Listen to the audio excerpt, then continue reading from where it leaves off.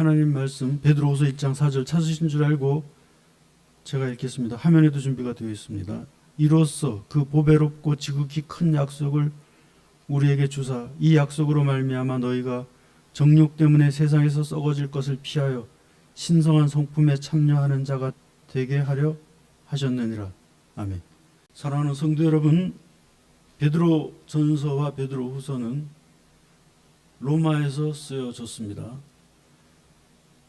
로마의 가장 핍박이 심각했던 네로 황제 그 전후 시기에 쓰여졌습니다. 그런데 베드로전서 5장 13절을 읽어보면 이 로마에서 쓰여진 이 책을 소개하면서 이렇게 말합니다. 택하심을 함께 받은 바벨론에 있는 교회가 너희에게 문안하고 나와 내 아들 마가도 그리하느니라. 베드로의 음성이죠. 베드로가 지금 로마에 있습니다. 그런데 로마에 있는 교회라고 하지 않고 바벨론에 있는 교회가, 그리고 바벨론에 있는 나와 바벨론에 있는 내 아들 마가, 믿음의 아들 마가가 안부를 전한다, 이렇게 쓰고 있습니다. 바벨론의 원조는 노아 홍수 이후로 거슬러 올라갑니다. 노아의 홍수 이후에 방주가 있는 아라랏산에서 그 험한 그 암흑만이 가득한 절망과 죽음과 공포의 심판을 견디고 이기게 해준 하나님의 은혜의 방주를 바라보면서, 아라랏산에 걸려있는 방주를 바라보면서 그 아라랏산 좋은 자리자리마다 거처를 마련하고 거기에서 새로운 세계를 꿈꾸면서 하나님과 함께 홍수 이후의 삶을 그들이 시작했습니다마는, 그러나 시간이 지나고 달이 가고 날이 가고 해가 지나가면서 10년이 가고 20년이 가고 50년이 가고 100년이 가고 세월이 흘렀을 때 일단의 무리들이 노아의 하나님만 앞세우고 답답한 그런 공동체의 분위기를 우리는 견딜 수 없다. 우리는 자유를 찾아서 갈란다. 그리고 일단의 무리들이 아라랏산을 내려와서 유프라테스 강이 흐르는 시날 평지에다가 그들의 공동체를 따로 마련하기 시작합니다. 따로 가서 유프라테스 강 근처에다가 자신의 그런 공동체를 꾸린 것까지야 그럴 수 있다고 하지만, 또 아라랏산이 답답하다는 것도 이해가 되지만은 또 이해가 꼭 되는 것도 아니지만, 아라랏산이 얼마나 좋겠어요. 계곡이 있고 또 그 산에도 평지가 있고 살만했을 텐데 싫다고 그렇게 굳이 내려와가지고 자기들만의 공동체를 꾸린 것까지는 좋은데, 이 사람들이 바벨탑을 쌓는 그런 모습이 성경에 나오듯이 바벨탑을 쌓을 때도 말하기를, 자 우리가 하나님 있는 곳까지 탑을 쌓아서 하나님과 맞서자, 그러면서 그 반신앙적인 그런 행위를 계속하게 되는 것입니다. 그래서 신할 평지에다가 문명을 건설하고 발전시키는 것까지는 나쁘다고 할 수 없지만, 자신들만의 영광을 드러내기 위해서 일련의 뛰어난 두뇌들이 자기들을 중심으로 세상이 돌아가게 하려고 아무도 자기들의 지위를 침범할 수 없는 그런 공고한 그런 지위를 만들어내기 위한 그런 의도로 바벨탑을 쌓았다는 데 문제가 있는 것입니다. 바벨탑은 단지 탑이 아니라 하나의 커다란 복합 건축물이었을 것으로 그렇게 추정이 됩니다. 그리고 그 건축물 안에는 하나님이 싫어하실 시설들이 들어서게 되고, 그곳에서 하나님 대신에 그들이 추구하는 것들은 결국 물질 세계와 그리고 어떤 인간의 그런 방임적인 쾌락과 그리고 자유를 빙자한 온갖 하나님의 말씀과는 어긋나는 일들이 행해질 만한 그런 장소로 바벨탑을 쌓았을 것이라고 그렇게 충분히 추정이 됩니다. 그나마 하나님의 간섭으로 바벨탑 건설이 무산됐을 때 사람들은 뿔뿔이 흩어졌지만, 그러나 처음에 이것을 시도했던 사람들은 끝까지 남아서 하나님의 그 말씀을 대치할 수 있는 자기들만의 그런 논리, 자기들만의 교리를 만들어서 하나님을 대적하는 그런 땅이 바벨론 땅이 되었던 것입니다. 그래서 이들이 아수르라고 하는 주변의 역사적인 그런 큰 제국에게 천년이 지나는 즈음에 망하지만, 그러나 이들이 다시 신바벨론을 만들어냅니다. 그리고 신바벨론을 만들어내서 그 신바벨론의 첫 번째 그런 초대 왕의 아들이 바로 느부갓네살 왕인데 2대 왕이죠. 이 느부갓네살이 BC 587년에 이스라엘을 멸망시킵니다. 그리고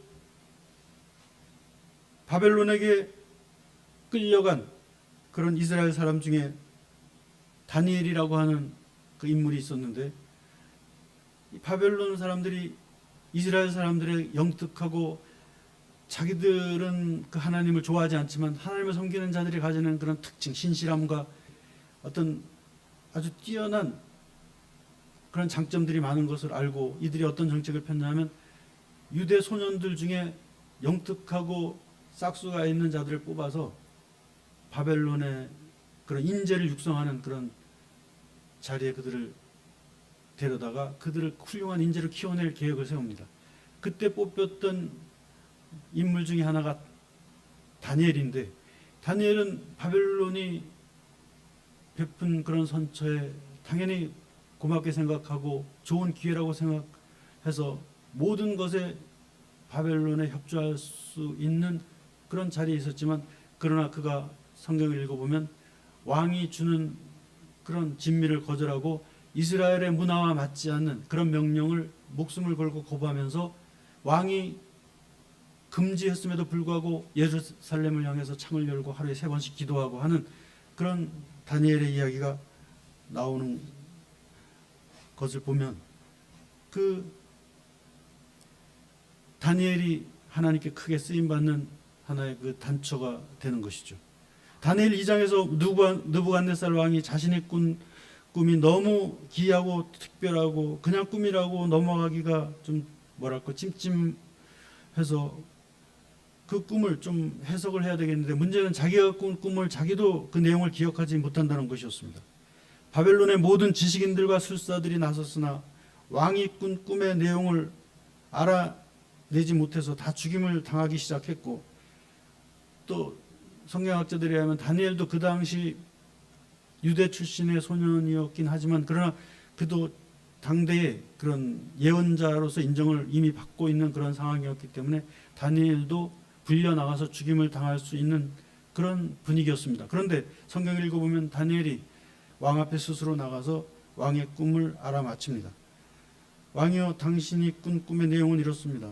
큰 신상을 꿈에서 왕이 보았는데 머리는 금이요 가슴과 팔은 은이요 배와 넓적다리는 노시요 종아리는 철이요 그 발은 철과 흙으로 되어 있는 신상을 보았나이다. 그때 그 느부갓네살 왕의 꿈이 생각이 났죠. 그러면서 다니엘이 말합니다. 그리고 그 크고 웅장한 신상이 어디선가 날아온 작은 돌 하나에 의해서 다 부서져 버려서 바람에 불려 간 곳이 없어지고, 그 신상을 친 작은 돌이 다른 돌들로 쌓이고 쌓여서 온 세상을 가득 채우는 것을 왕이 보았나이다.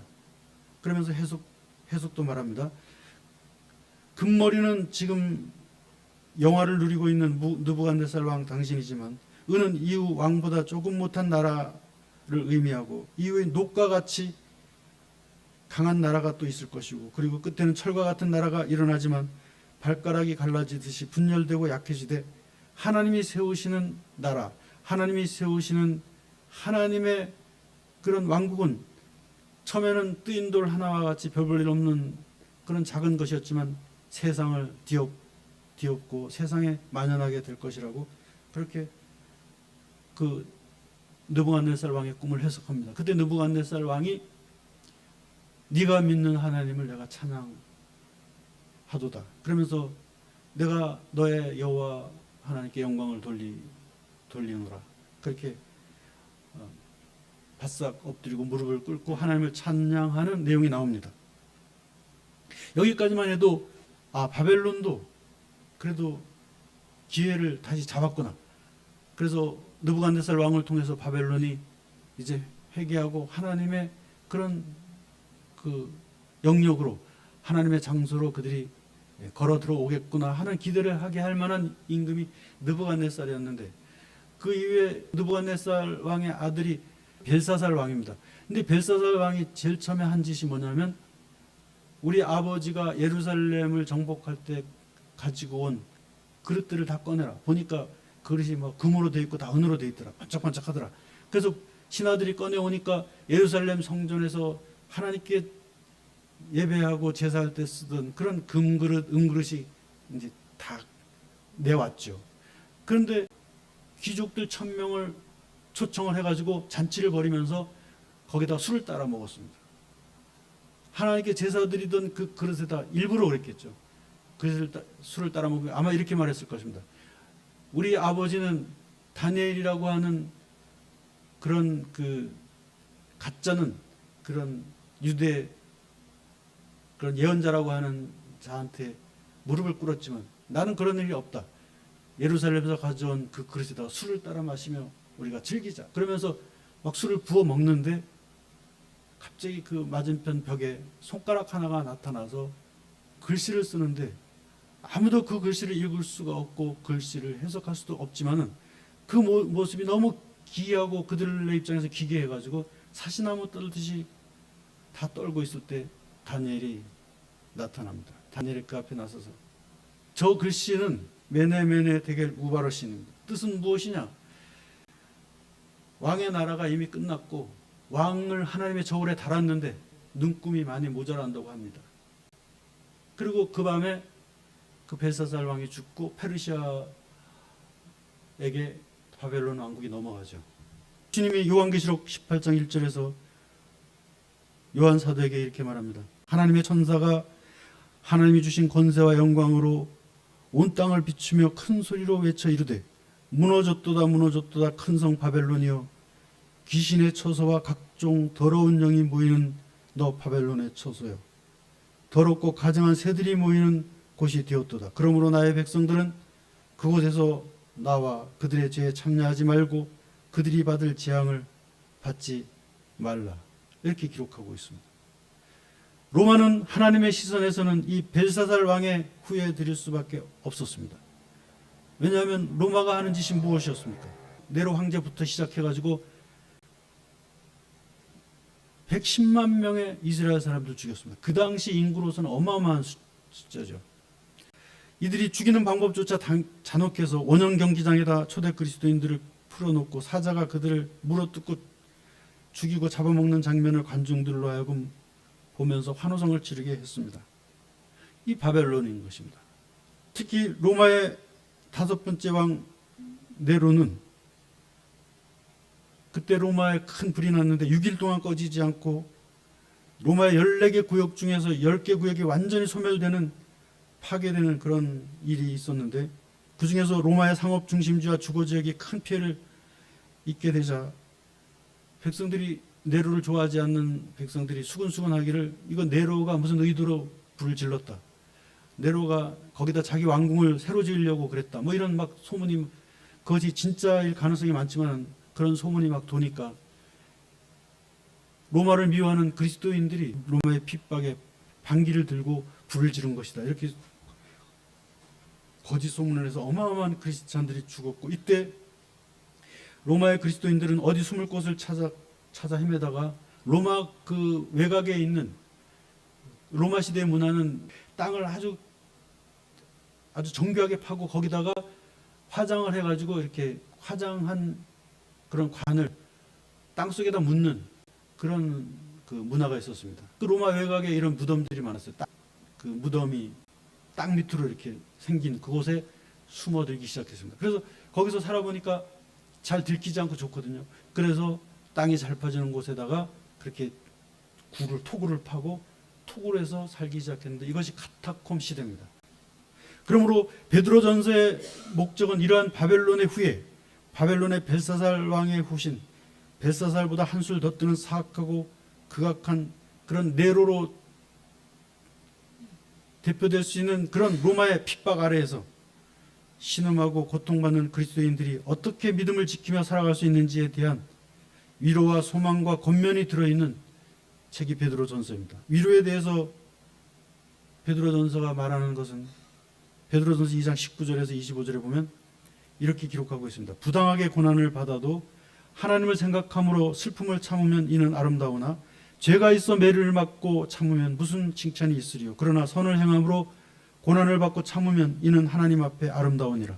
이를 위하여 너희가 부르심을 받았으니 그리스도도 너희를 위하여 고난을 받으사 너희에게 본을 끼쳐 그 자체를 따라오게 하신 것이니라. 이렇게 말씀하는 것이 그것입니다. 애매하게 고난을 받아도 오히려 이유가 있어서 고난 받는 것보다 더 하나님 앞에서는 아름다운 것이다. 그렇게 말하면서 또 소망에 대해서는 베드로전서 3장 14절에 이렇게 말씀하고 있습니다. 너희는 의를 위하여 고난을 받으나 오히려 그로 인하여 하나님의 복 있는 자가 되었나니 그러므로 너희는 저들이 두려워하는 것을 두려워하지 말며 근심하지 말고 너희 마음에 그리스도를 주로 삼아 거룩하게 하고 너희 속에 있는 소망에 관한 이유를 묻는 자에게는 대답할 것을 항상 준비하되 온유와 두려움으로 하고 선한 양심을 가지라. 이는 그리스도 안에 있는 너희의 선행을 욕하는 자들로 그 비방하는 일에 부끄러움을 당하게 하려 함이라. 이렇게 말합니다. 저들이 두려워하는 것을 두려워하지 말고 너희에게 소망을 묻는 그 사람들에게 대답할 것을 준비하고 그리고 온유와 두려움으로 하라. 그러면 저들 앞에서는 두려워하지 말되 하나님의 그런 그 은혜를 놓치지 않도록 그런 두려움은 가지라. 이렇게 이중적인 두려움에 대한 이야기가 나옵니다. 그러므로 소망을 가진 자는 세상을 두려워할 것이 아니라 하나님을 두려워하는 자가 되어야 된다. 이런 그 소망에 대한 권면을 하고 있고 또 베드로전서 5장 7절에 보면 너희 염려를 다 주께 맡기라. 이는 그가 너희를 돌보심이라. 근신하라 깨어라. 너희 대적 마귀가 우는 사자같이 두루다니며 삼킬 자를 찾아 헤매나니 너희는 믿음을 굳건하게 하여 그를 대적하라. 이는 세상에 있는 너희 형제들도 동일한 고난을 당하는 줄을 알미라. 모든 은혜 하나님 곧 그리스도 안에서 너희를 부르사 자기의 영광에 들어가게 하신 이가 잠깐 고난을 당한 너희를 친히 온전하게 하시고 굳건하게 하시며 강하게 하시며 털을 견고하게 하실 것이라. 이렇게 말씀하고 있습니다. 사랑하는 성도 여러분, 이러한 베드로전서에 비해서 오늘 읽은 본문이 들어있는 베드로후서는 이러한 박해의 상황에서 믿음을 지키느라 고난당하고 어려움을 겪는 성도들을 격려하고 소망을 주고 위로하고 권면하기 위해서 기록된 것은 다르지 않지만은 그러나 한 가지가 더 추가되어 있습니다. 교회 내부에 닥쳐온 위기에 대해서 대비할 것을 권면하는 말씀이 들어있기 때문에 그렇습니다. 시기적으로 베드로전서가 쓰여진 후 4년이 지난 시점인데다가 교회 안에 가라지처럼 들어온 거짓 교사들과 또한 극심한 박해로 인해 이제 믿음을 버리고 배교하는 신자들로 인해서 분위기가 이렇게 흔들리는 그런 것에 대해서 방어하기 위해서 베드로 후서를 썼던 것입니다. 그래서 거짓 교사들이 하나님의 심판을 피할 수 없으며 또한 극심한 박해가 와도 배교하지 않아야 될 것은 하나님의 은혜는 우리를 온전케 하고 그 모든 시련보다 더 크고 그런 고난보다도 더 크신 분이라는 것을 강조하고 있는 것이 베드로 후서의 내용입니다. 그래서 오늘 우리가 어떻게 보면 바벨론 땅을 걸을 때도 있고 바벨론의 공기를 마실 때도 있고 바벨론의 위협 앞에서 주눅이 들 때도 있고 바벨론의 그 어떤 찬란한 눈부신 그런 모습 앞에서 때로는 살짝 부러움이 들 때도 있는, 또 어떻게 보면 우리가 그런 그 바벨론에 동조하는 본의 아닌 그런 모습을 보인 적도 혹시 있나 이렇게 돌아보면서 첫째로 오늘 본문 말씀을 의지해서 여러분에게 그리고 또 저에게 주신 하나님의 말씀은 첫째로 우리가 지닌 약속과 복음과 믿음은 너무나 귀하고 너무나 크고 너무나 보배로워서 시련이나 시험이나 유혹이나 박해를 견디고 이겨야 할 이유와 가치가 있다는 사실을 분명히 하고 있다는 것입니다.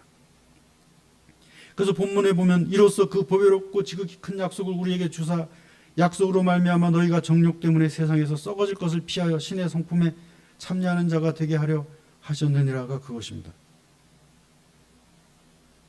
우리의 믿음이 보배롭다는 것은 평소에 예수님도 강조하셨습니다. 마태복음 13장 44절에서 천국은 마치 밭에 감춘 보화와 같으니 사람이 이를 발견한 후에 숨겨두고 기뻐하며 돌아가서 자기의 소유를 다 팔아 그 밭을 사느니라. 골로새서 2장 3절에 보면 그리스도 안에는 지혜와 지식의 모든 보화가 감추어져 있느니라. 그러므로 너희는 아무도 공교한 말로 너희를 속이지 못하게 하라.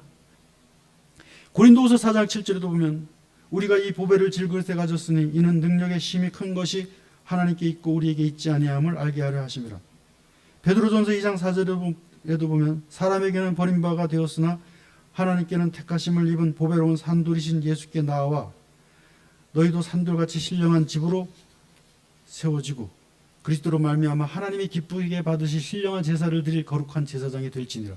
그러므로 너희는 택하신 족속이요 왕같은 제사장들이요 거룩한 나라요 그의 소유가 된 백성이니 이는 너희를 어두운 데서 불러내어 그의 기이한 빛에 들어가게 하신 이의 아름다운 덕을 선전하게 하려 하심이라. 이렇게 말씀하고 있습니다. 그러므로 주님이 우리에게 주신 그런 약속과 복음과 믿음과 은혜는 보배로운 것입니다. 그리고 너무나 소중한 것입니다. 그리고 너무나 위대하고 값지고 큰 것입니다. 그러므로 우리는 어떤 시련이나 시험이나 유혹이나 박해를 앞에 두고 주눅 들지 않고 그것을 이겨내야 될 이유를 가진 자들이고 그것보다 더 큰 가치를 가지고 있는 자들입니다. 그리고 두 번째로 우리가 가진 약속과 복음과 믿음이 귀하고 소중하고 크고 보배로운 것이라면 우리는 그것을 더 적극적으로 그것을 갖고 와야 된다는 것입니다. 첫째로 그것을 오염시키지 말아야 된다는 것입니다. 고린도후서 2장 17절에 보면 우리는 수많은 사람들처럼 하나님의 말씀을 혼잡하게 하지 아니하고 곧 순전함으로 하나님께 받은 것 같이 하나님 앞에서와 그리스도 안에서 말하고 행하느니라. 혼잡하게 하지 않는다. 그렇게 말하고 있습니다. 그리고 이것을 왜곡시키지 말아야 됩니다. 이 가치를 왜곡시키지 말아야 되는 것입니다. 갈라디아서 1장 6절에서 8절에 보면 바울이 갈라디아 교회가 복음을 왜곡시키고 변질시키는 거짓 교사의 게임에 넘어간 자들에게 이렇게 권면합니다. 다른 복음은 없으니 다만 어떤 사람들이 너희를 교란하여 그리스도의 복음을 변하게 하려 할 뿐이라. 그러므로 우리나 혹은 하늘로부터 온 천사라고 할지라도 우리에게 전해진 복음 외에 다른 복음이 전해진다면 그것은 저주를 받을 것이니라. 이렇게 말합니다. 가고 오는 모든 시대의 각 사이비 이단 종파들은 자기들이 주장하는 헛된 교리를 증명하기 위해 성경을 왜곡합니다. 그러나 이단이 아니라도 그리스도인들 안에서도 자기의 목적에다가 성경을 꿰어 맞추고자 하는 유혹과 미혹 앞에 무너지기도 합니다. 여러분, 제가 바벨론과 로마에 대한 이야기를 한 이유가 뭡니까? 바벨론이 신할 평지에다가 바벨탑을 지을 때 하나님의 말씀을 왜곡했습니다. 마치 심판 없는 경기장의 경기와 같이 돼버리고, 그래서 하나님의 간섭이 없는 자유방임적인 땅에서는 자기들이 주장하는 것은 다 진리가 되고, 그리고 하나님의 간섭은 철저하게 미움을 당하는 그런 땅을 자기들이 만들어냈기 때문에 문제가 되는 것이죠. 그리고 이 바벨론의 후예들, 이 벨사살 왕의 그런 하나님을 모독하는 그런 후신들은 끝까지 하나님을 대적하고, 그리고 하나님을 핍박하고 하나님의 말씀에 거역한다는 것입니다. 이들 앞에서 우리가 가진 보배롭고 소중하고 위대한 믿음은 그러므로 이렇게 귀하게 여기고 지키고 오염시키지 말고 왜곡시키지 말고 잘 지켜내야 될 뿐만 아니라 마지막으로 적용하면서 살아가야 됩니다. 우리가 하나님의 말씀을 가까이 할 수 있는 이유는 하나님의 말씀이 우리 가까이 있기 때문에 그렇고, 그리고 또 하나님의 말씀이 우리에게 가까이 있을 뿐만 아니라 하나님의 말씀이 우리에게 적용할 수 있도록 우리에게 힘을 주는 그런 그 의미를 제가 한 군데만 찾아 읽고 오늘 말씀을 마치겠습니다. 미가서 6장 6절에서 8절까지만 제가 읽어보겠습니다. 우리가 하나님의 말씀을 적용한다는 것이 무엇인가? 이것이 물론 구약의 선지자가 쓴 예언의 말씀이지만, 예언이라고 하는 자체가 다가올 새로운 약속의 시대에 구약 시대에서는 이루어지지 않았을지라도 하나님이 이루어지기를 원하시는 하나님의 간절한 기대가 담겨있는 말씀이라고 볼 때, 오늘 우리에게 주시는 신약의 말씀은 의미를 담고 있다고 볼 때 제가 구약 말씀을 한 절 읽는 이유가 그것입니다. 거기에 이렇게 써 있습니다. 내가 무엇을 가지고 여호와 앞에 나아가며 높으신 하나님께 경배할까? 내가 번제물로 1년 된 송아지를 가지고 그 앞에 나아갈까? 여호와께서 천천의 수장이나 강물 같은 기름을 기뻐하실까? 내 허물을 위하여 내 맏아들을 내 영혼의 죄로 말미암아 내 몸의 열매를 드릴까? 사람아, 주께서 선한 것이 무엇임을 너에게 보이셨나니 여호와께서 너에게 구하시는 것은 오직 공의를 행하며 인자를 사랑하며 겸손하게 네 하나님 앞에서 행하는 것이 아니겠느냐. 이것이 미가 선지자가 예언한 말씀입니다.